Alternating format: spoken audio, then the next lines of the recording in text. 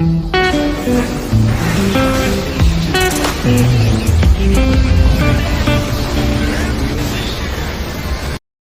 there. Welcome to my channel. I'm a new in here, so if there's something wrong with my video, please correct me. And if you like my video, don't forget to follow and subscribe. Thank you. Episode 1100 has been released.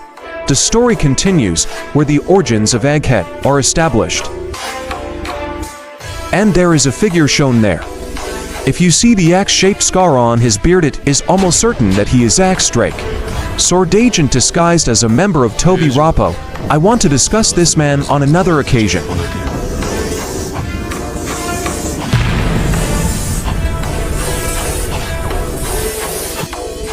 There's some really interesting stuff in there. I myself am interested in how Kizaru is presented there. Borsalino, who was assigned by the Gorosei as overseer, I think was a little carried away by his feelings of being one family with them. If someone says that CP9 can disguise themselves well, in the Water 7 arc, the depiction of closeness shown in chapter 1100, for me personally, Kizaru looks more like closeness as a family. Maybe Kizaru considers himself to be Buni's uncle, in contrast to Lucci, who tends to be more of a co-worker. There is a lot of speculation among fans that Kizaru will side with Mujiwara. I personally don't want to speculate because Oda-sensei is too genius and his way of thinking is very unpredictable. And if you look at how Kizaru is presented in the previous arc, it's very confusing as to which side he is actually on. Okay, let's flash back and let's get nostalgic about Kizaru's appearance. From the beginning of the episode, Kizaru makes his first appearance in the Sabaody arc as the extreme response to one of the many crimes committed by Monkey D. Luffy and his crew. Luffy attacked a celestial dragon, one of the gravest actions that can be done. Luffy's anger explodes when Haki is shot by Tenryubito. Tapag Starfish, who tried to stop Luffy, was unable to stop Luffy's anger.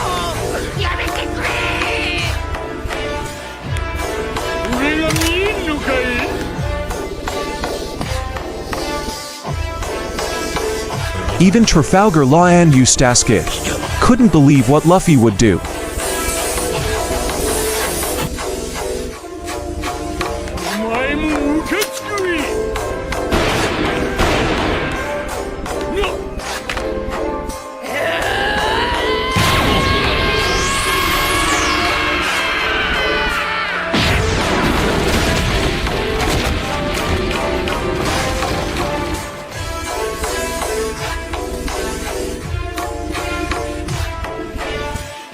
Kizaru took a marine battleship to Sabaody and made landfall by riding on a shot cannonball.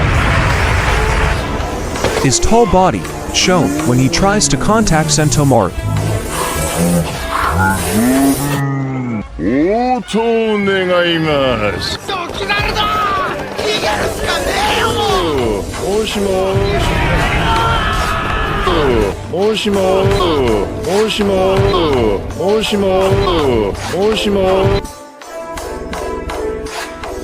The pirate tried to shoot him in the head, but obviously it was useless. The bullet only passed through Kizaru because Kizaru ate the Pika Pika no Mi devil fruit. Pika Pika no Mi, a Logia-type devil fruit that allows him to create, control, and transform his body into light. Among other things, he is able to move, travel, and perform kicks at the speed of light, shoot laser beams, and blind his opponents.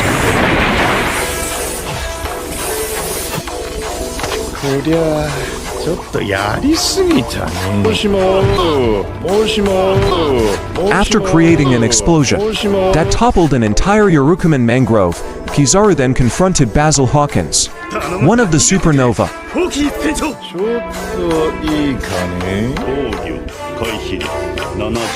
Kizaru asks so about Sentomaru, but Hawkins doesn't know. Just by saying that he couldn't let go of the government's fugitives, he immediately kicked Hawkins with a leg kick.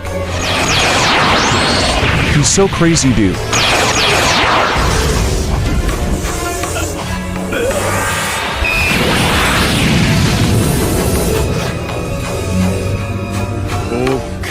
Hawkins survived Kizaru's attacks by transferring the damage to straw balls. After that, Mad Monk Yarouge was the next target.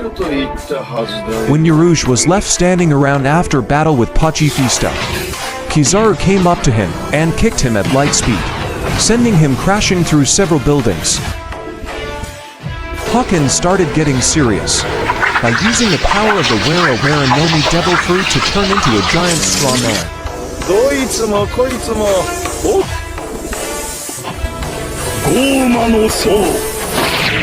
Hawkins immediately attacked Kizaru with his big spiked fingers, but Kizaru disappeared very quickly.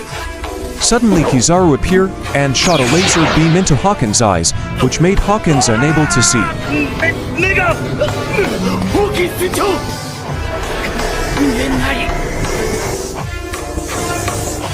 Then Kizaru shot laser beams repeatedly. With his finger at Hawkins' body, dozens of straw dolls appeared to come out of Hawkins' body. Hawkins, who was only a moment away from being hit by Kizaru's kick, was saved by the music of Scratchman Apu.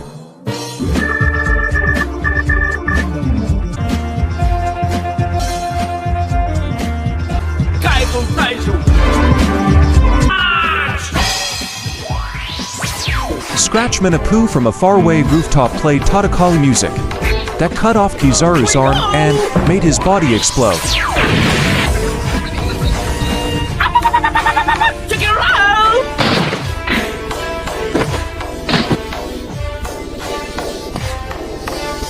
Kizaru's body was split into two, but Kizaru quickly repaired his body, truly terrifying power. This guy's really insane. Look at how he looks completely unharmed and feels no pain.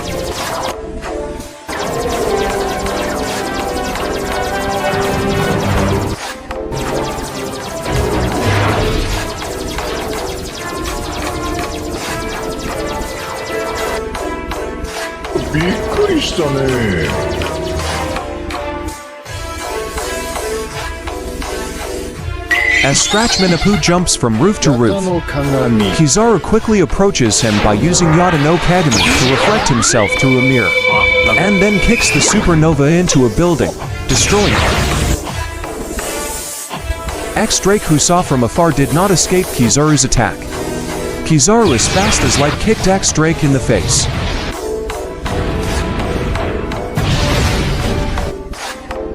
It didn't stop there. Kizaru then shot a laser in the form of an arrow at Hawkins' body, which made Hawkins collapse. And that's how Kizaru beat for Supernova in an instant.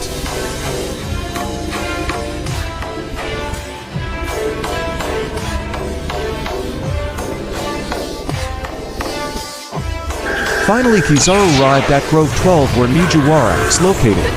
He encountered the fleeing Rorono Zoro, Yusuf, and broke and took out the fatigued Zoro with one blast.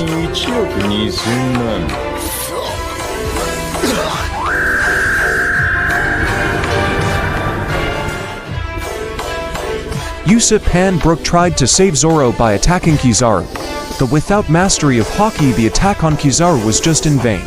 Zoro, who was exhausted, couldn't move his body anymore. Robin tried to save Zoro, but Kizaru teleported again and managed to catch Zoro with his feet.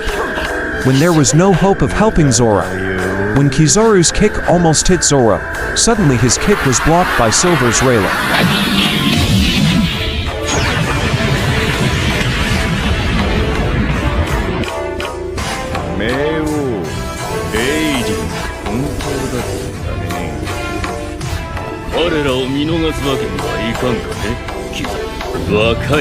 Rayla says he will protect the Mujiwara crew because their era has just begun.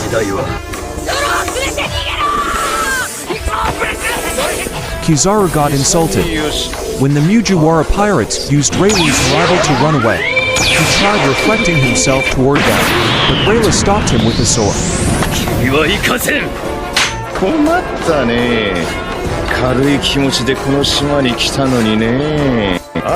Kizaru makes a laser sword to fight Silver's Rayla.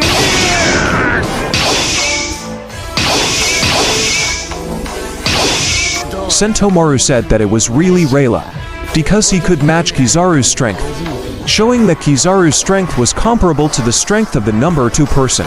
To Pirate King, Gold D. Roger. This just reminds us why Gear 5 Luffy still has difficulty keeping up with Kizaru in the Egghead arc, because Kizaru's strength cannot be taken lightly.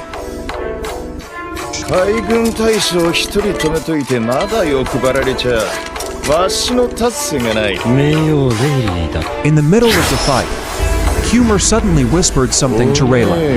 一体どういうつもりだい、クマ。ちゃんと説明はあんだろう。 Kizaru asked why Humor made the entire Mugiwara crew disappear. Humor refused to answer.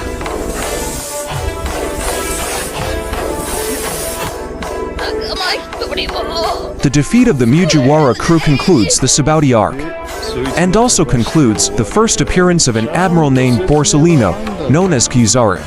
And that's the end of it. Thank you for watching. If you like, you can subscribe to my channel. See you in the next video.